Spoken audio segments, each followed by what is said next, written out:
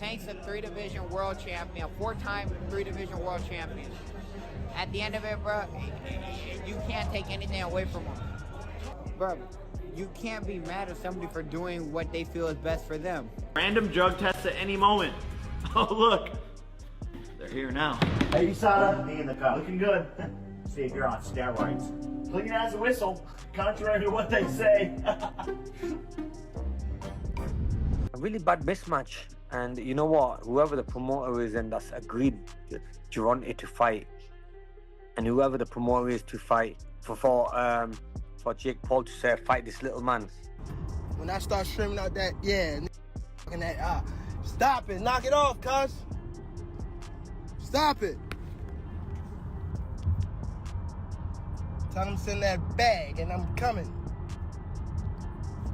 And I'm, you know. This is my call out. J. Paul, what's up? What up, J. Paul? Oh, Gervonta. That's right. Gervonta, Tank Davis versus me, baby. Mike Perry didn't hold back when asked about the upcoming clash between Jake Paul and Gervonta Davis. With the fight sending shockwaves through the boxing world, Perry made it clear he believes Davis is walking into danger. Jake is big, Tank has a lot of skill, but I don't think he's the same Tank that we saw the most incredible knockouts. We saw him, Lamont Roach performed great. His warning was blunt. If Gervonta goes through with this fight, he gets smoked. Coming from someone as rugged and straightforward as Perry, that message hit the boxing community hard and set the tone for what has become one of the most polarizing matchups of the year. They went to draw and, I just don't know. And Tank walked away. I don't know if he loves it enough to beat a guy who outweighs him by 80 to 100 pounds. The announcement of Jake Paul versus Gervonta Davis seemed impossible not long ago. One side of the debate sees it as a spectacle, while the other views it as a legitimate test of skill, power, and star power. But what cannot be denied is the attention it's drawing. Both men have fan bases that reach far beyond the sport, and now, with the fight officially on, analysts and fighters alike are weighing in with heated takes. Bro, you can't be mad at somebody for doing what they feel is best for them. Will it impact Tank's legacy if Jake Paul were to beat him or even knock him out? Dude, Tank's a 3-division world champion, a 4-time 3-division world champion. At the end of it, bro, you can't take anything away from him.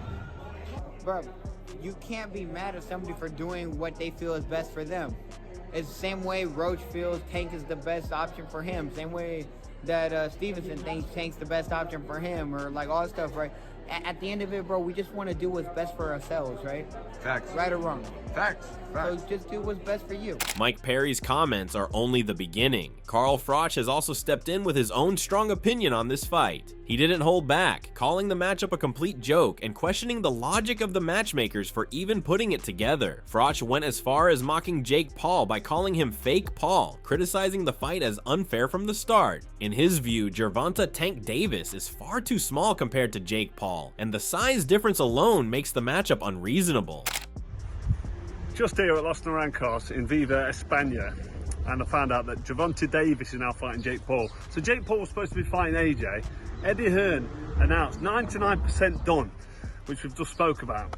What next for AJ? Potentially Jake Paul. But it now looks like that Jake Paul is fighting one of Anthony Joshua's legs. He's fighting Gervonta Davis, somebody who's a quarter of his size. I don't even know what's going on. Has Eddie Hearn been played? Let me know what you think. But the AJ fight with Jake Paul's finished. Gervonta Davis, Fake Paul, November. I don't know what's going on in the world of boxing. This is an absolute joke. What next for AJ? We'll get into this, and there's so many questions I want to get into in the next episode, but I hope you enjoyed this one. And yeah, I just thought I'd give you a quick update because the news has just come in, and I'm just trying to relax and play a bit of golf, and I can't. I've got to get it off my chest. I'm going to add it to this video. Hope you enjoy it.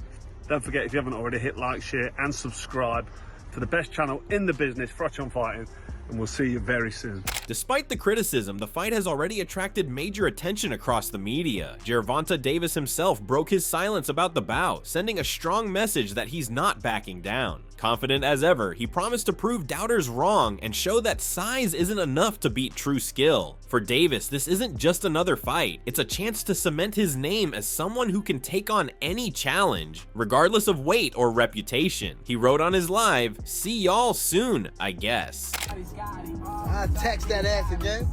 Tell them boys to give me 150 M's. I'm coming. Know what I mean? When I start streaming out that, and that, stop it. Knock it off, cuz. Stop it. Tell them to send that bag, and I'm coming.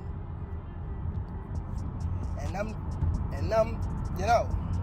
Yet, the critics have not been quiet. One of the loudest voices came from former world champion Amir Khan. Khan was very clear. He sees this matchup as a dangerous mismatch. In his view, Paul will hurt Davis because of the difference in weight and physicality. He didn't dismiss Davis's ability, but emphasized that jumping into the ring against a much bigger man like Paul is a gamble too risky to win. Khan's take adds more fuel to the argument that Davis may have bitten off more than he can chew. A really bad mismatch. And you know what? Whoever the promoter is and that's agreed Gervonta to fight, and whoever the promoter is to fight for Jake Paul to say fight this little man, I mean that's wrong, man. I mean that's just like torturing someone. I mean going in there and hurting someone is just not fair on Davis. But like say you don't know what position Davis is in. I heard that he's been having a lot of legal problems and he's been arrested a couple of times for a couple of felonies and stuff I've seen. With his ex-wife and stuff, so you know what? You don't know what's going through his head. Maybe he just wants to cash up and walk away from the sport. And maybe this is a great opportunity for him where he's seen this fight come up and he's like, fuck it, I'll take it. Other fighters have spoken as well, and Lamont Roach made sure his voice was heard through USA Today. Roach used the moment to slam Gervonta Davis directly. He accused Davis of ducking him in order to chase the Jake Paul fight, suggesting that Tank is actually scared to face him. Roach didn't stop there. He threw in a sarcastic jab, painting Davis as a scared cat hiding behind the spectacle of fighting Paul instead of taking on real challenges in his own division. He said, "I'm accepting the fact that he is literally scared to get back in the ring with me." Roach said, "I saw something like this coming, just getting out of the fight with me. They like, okay, he's a Rudy Poop. He's a scaredy cat. Yeah, they see what's going on." Prominent analysts echoed similar concerns, pointing out that boxing is as much about physical attributes as it is about skill. They drew attention to the fact that Paul is used to fighting larger men and has built his training and strategy around power shots that can wear down opponents. On the other hand, Davis has never fought someone of this size or style. That unknown factor, they argued, makes this fight one of the most unpredictable events in recent boxing memory. I think Davis is more to lose because he's the bona fide world champion. I don't care if he's much smaller. I think Jake Paul has sort of plateaued as far as where his boxing is concerned. It's rather low level. He's big, he's physical, he's strong, he can hit. So there is that risk. You know, Davis, you know, at lightweight, you're in a moment where it's too physical for you, you can clinch. Against the heavyweight, where you clinching?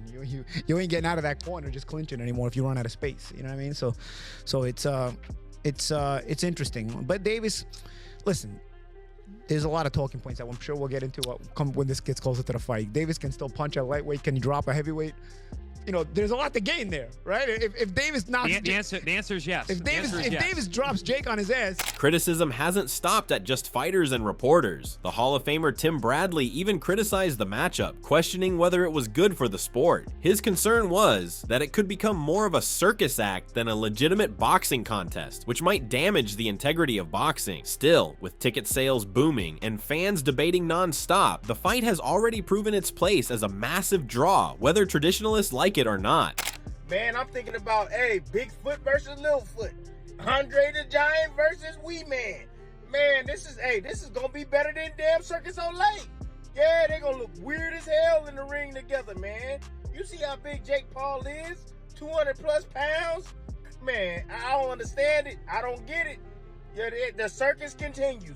This is why I can't stand them Jake Paul. On the promotional side, comparisons have started flying as well. The comparison of Jake Paul compared to Mike Tyson and Muhammad Ali has sent shockwaves. Fans are noting that while Paul and Davis are not at that legendary level, the crossover nature of this event has similar shock value. The buzz is undeniable, and the intrigue is pulling in even casual fans who don't usually watch boxing. I'm gonna show you how great I am. You really thought it couldn't get any bigger? Which one of these chumps do you want to save next? Let's see. This is my call out. Jake Paul, what's up? What up, Jake Paul? Oh, Gervonta. That's right.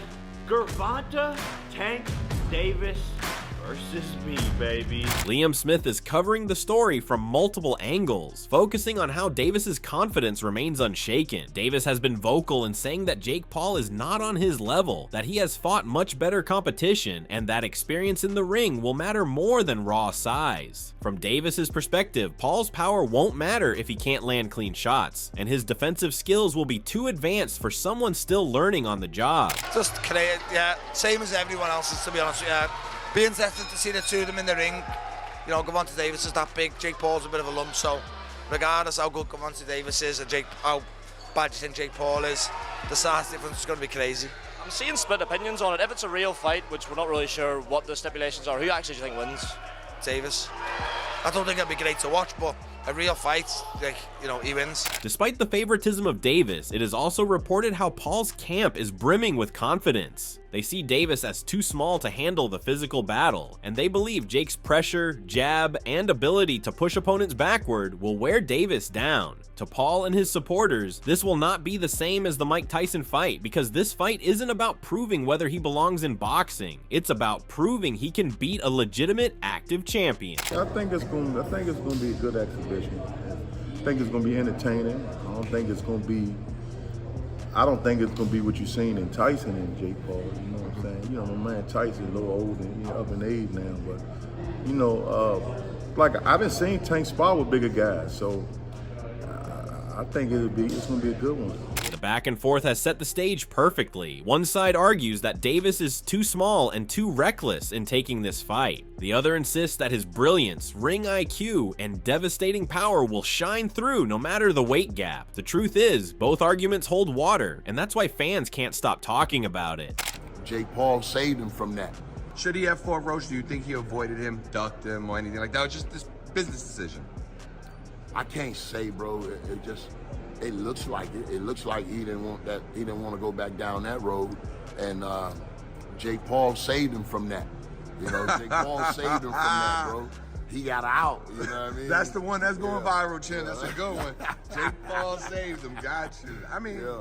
But that's the truth. It seems like. Yeah. And Roach, you know, hey, Roach came with it, bro. And it looks like through their familiarity of coming up in the amateurs and all that together, you know, Roach really know him better than most fighters. Might have heard this one know before. Him, bro. You know what I mean? Roach know him, bro. So yeah. I think that was hindsight always 20/20.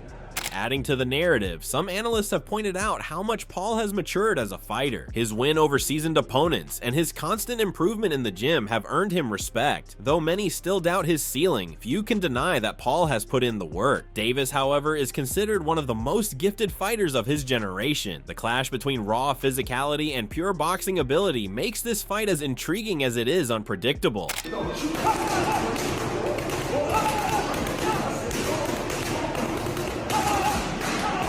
At the end of the day, the only certainty is that when the bell rings, all the talk will fade. What will matter is whether Gervonta Davis's skill, timing, and explosiveness can overcome Jake Paul's size, power, and determination. If Davis can do it, it will go down as one of his greatest achievements, silencing critics and cementing his reputation as a fearless fighter. If Paul pulls it off, it will shake the sport once again and prove he is much more than just an entertainer stepping into the ring. Or imagine in Mexico, you lost against a YouTuber or this and that. Like, people are probably shaming him or they're, you know, talking bad about him. I feel for him. I really do, man. I hope he really, you know, hangs on to somebody really tight and is okay, because You know this. I mean, social media can be a. It can kill you. You know, can we stop? Can we stop calling Jake Paul a YouTuber? Right? Oh, you have to. He's a fighter. You have to. You have to. Yeah. Look, I think even myself in the beginning, when I think it was his first fight, I criticized him like, oh, come on, this guy, he has no skills. But he's probably the hardest worker out there today. And I'm talking about comparing him to world champions, his work ethic. For now, the boxing world is left with predictions, heated debates, and a fight that feels bigger than the sport itself. Mike Perry's warning may or may not come true, but his words have captured the unease many feel about this matchup. Whether Davis proves him wrong or Paul validates those fears, one thing is certain, this fight will have everyone watching, talking, and arguing long after the final bell. If you're fired up for this showdown, make sure to like, comment, share, and subscribe to Ring Rivalry so you don't miss a single update, breakdown, or post-fight reaction from the wild world of boxing.